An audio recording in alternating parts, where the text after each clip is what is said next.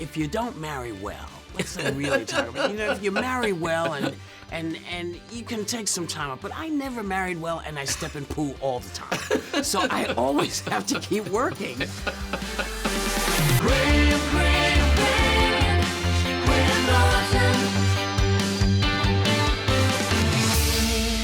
Welcome, Whoopi Goldberg. So lovely to see you. And you. So, Till, the movie. So, we should explain, you're in this movie. I am. But you're not the star. No, I'm the producer, which is better for me. But you've been trying to make this project for a long time. Yeah, they kept saying no one wanted to see it, no one cared about the story. Why would we want to bring up old things? And we'd say, no one's made this movie, and we've spent a lot of time explaining to you that the reason people were able to know more, kids in particular, able to know more about World War II was because of the Diary of Anne Frank, and this allows us to have that same feel for young people. Yeah. And they went, oh, and then George Floyd happened, and then they went, we understand, we'll give you the money. And it's interesting because in this country, we don't know the story of Emmett Till. What's it like in America? Do boys and girls learn about Emmett Till in school? No, a lot of history of black people is truncated into they were slaves and then they weren't. So we're always fighting with all of the things that went on in America, particularly when it comes to racism, because racism's insanely old in America. It's been there since the 1700s, and then before that with the Native Americans. So trying to get people to recognize that this is something that we have lived with, we as a nation have lived with, and really not spoken about. And this particular incident really is the catalyst for the beginning of everything we've tried to do since, the sit-ins, everything. Yeah. At the core of this film is the lynching of this young boy, Emmett Till. Emmett Till whistled at a white woman in 1955 and was brutally murdered because of it. Because in 1955, we were not human beings in the South. We were not seen as mattering to anyone, so killing us off didn't mean anything. And so when this mother, who has sent her child down to see her cousins and family, gets his body back, because they weren't going to send the body back to her. They send the body back to her. The coffin is opened, which we don't see. What we see is how she responds to what she's seeing. And then we as an audience go with her to explore what this body now looks like, and her decision to show it, to not close the coffin, to leave the coffin open so everyone can see what was done to her son. And allow the photographs to be published And allow the photographs to be taken even, and then published. Yeah. And it was the beginning of the civil rights movement, because this image went all over the world. Everyone saw it. And as listeners could tell, this is a harrowing story, but at its center is this luminous performance by Danielle Deadwyler. She's phenomenal. Listen, she is magnificent. But at its core, this is a story of an ordinary woman and her ordinary son who are thrust in extraordinary circumstances. And this actress is off the hook. You've never seen a performance like this. She is so beautiful. Incandescent, yeah. I mean, she makes it weirdly, like it's a pleasure to watch it oddly, even though it's such a grueling story. Yeah. And as a producer, I mean, obviously, Whoopi Goldberg producer, open doors, you get the meetings. Are you hands-on beyond that? Oh, yeah, listen, let me tell you this producing group, because you would think that we would not have had to work 18, 19, 21 years to get this made. Barbara Broccoli, who you know. Yeah. They're a Bond. Yeah. That's Barbara Broccoli, okay? Fred Zolo, who did Mississippi Burning, and Keith Beauchamp, who is the reason this name of Emmett Till is still in our zeitgeist, as well as Mamie Till, because the movie's about a mother and son. Yeah. It's about a mother and son, and it's beautiful. And Michael Riley, who's just a fabulous writer, and Chinoya Chukwu, who is the director, who decided that this movie needed to be seen by everyone. So she made a movie that invites you to bring people. You know it's a tough movie because it's a tough subject matter, but there's no fear. Yeah. You don't need to be afraid to come see it.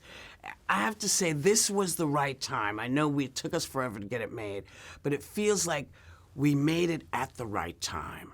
And it's interesting you say that thing about a movie for everyone and invite you in. Like the production design, it's sort of luscious. Yeah. The colors, the design, it's weird that the subject matter is so dark. Well, no, because that's what happens to ordinary people. Yeah. It happens to ordinary people who have great apartments and their kids have great rooms and their kids are really smart. And then something horrific happens, and what do? She took that horror and made it into a movement that said, we don't want to see any more kids go through this. And she was a teacher. She became a teacher after that. I have one of the things that Danielle talks about is the fact that she was a teacher at her school. It's amazing. Wow. It's amazing. That is amazing. It's a beautiful piece of work.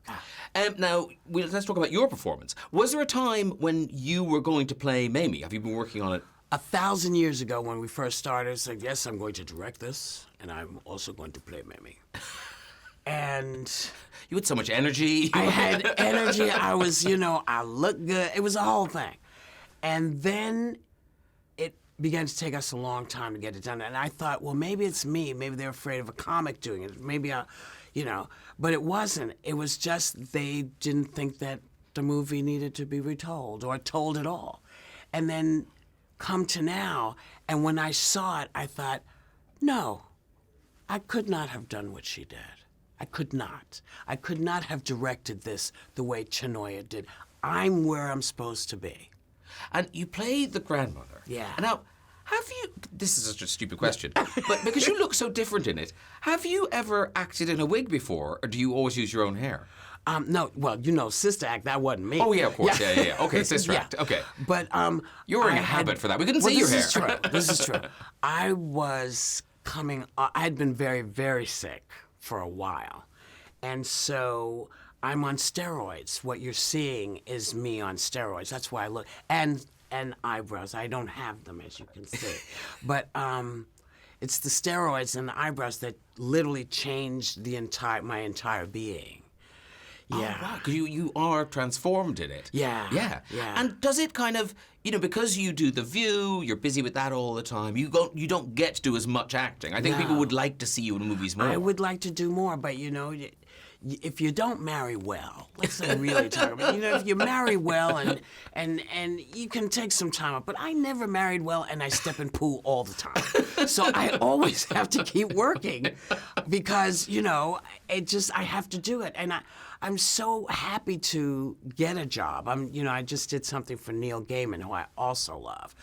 So I'm really fortunate because I have the career I want, the way I want it. Yeah. I get to look like me, I get to sound like me, and I get to be me. And also, I suppose it's that thing where people don't know you're open to offers because they see you on TV every day, so they think, oh, Whoopi's busy, she can't do this. I am busy, but if a random Doctor Who came along, I could do it. I understand I'm not going to be the new black Doctor Who, but, Tom Barker says I can be in Doctor Who. Yeah, you could be related to the new Doctor Who. I think I could be Who's cousin. Yeah. Woo-hoo. Who's that? Who's who? That's right. Now, the movie Till, it's been in America, now it's coming here, and there's a couple of things that shocked me at the end of the movie. One was that so many of the protagonists in this movie, which you see as historical fiction or a historical movie, they lived into this century. They died in the 20-somethings. Yeah, and she's still alive. Mamie? No, the woman who Emmett whistled at. She raised her two sons, yes, and she's still alive. And she never apologized to Mrs. Mobley, never said anything. She just raised her two sons, and she is still, they found a warrant. Because, again, Keith Beauchamp is, he's always looking to, because he wants to get this, he wants to get this thing for Mamie. He wants to make, because Mamie's been gone now maybe 15 years. Yeah. But he wants to get it. He wants justice. And no, he found a piece of thing where they could have, brought her in and put her on trial, and they chose not to. Yeah. Presumably, now this movie's out, people have gone looking for her. Oh, everyone knows where she is. Oh, wow. Yeah, she's not moved. She's not hiding. No. And that's so chilling, isn't it, that this movie is so current? Mm-hmm. And he just, with President Biden, passed the Emmett Till anti-lynching law after 67 years. I mean, I saw that and I sort of didn't It didn't make sense what it was. Yeah. Yes, and that it would be passed now. Now, finally. You know what I want? I want someone to say to her, how come you never apologized? Have you changed how you felt then? You've raised 2 children. Do you ever feel bad that you were part of making a 14-year-old boy disappear? Listen, you're going to be in Till in cinemas from the 6th of January. Right. And obviously, can we see The View here? We can, can't we? I think so. Yeah, I see YouTube. That you fill my YouTube. my algorithm is very...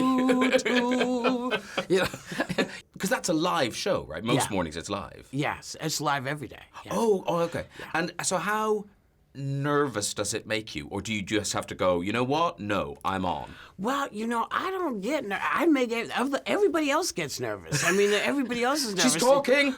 Or there's 4 of them, and one of them is going to step in something. It's just, it's a great gig. I'm really lucky. And it's, we're in a world where you have to be cognizant, not careful. You have to be cognizant of what you're saying. But I think if we get back to people actually having to converse, which is what I liked, one of the only things I liked about the pandemic, is you had to talk to people. Yeah. And suddenly you're talking about things. You're explaining why, I had to explain to my granddaughter.